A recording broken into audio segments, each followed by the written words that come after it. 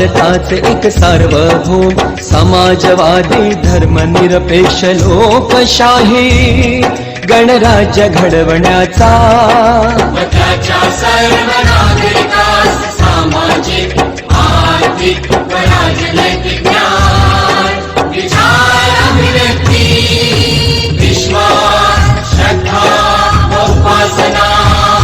यांचे स्वातंत्र्य दर्जाची व संधीची समानता निश्चितपणे प्राप्त करून देण्याचा आणि त्या सर्वांमध्ये व्यक्तीची प्रतिष्ठा व राष्ट्राची एकता आणि एकात्मता यांचे आश्वासन देणारी बंधुता प्रवर्धित करण्याचा संकल्पपूर्वक निर्धार करून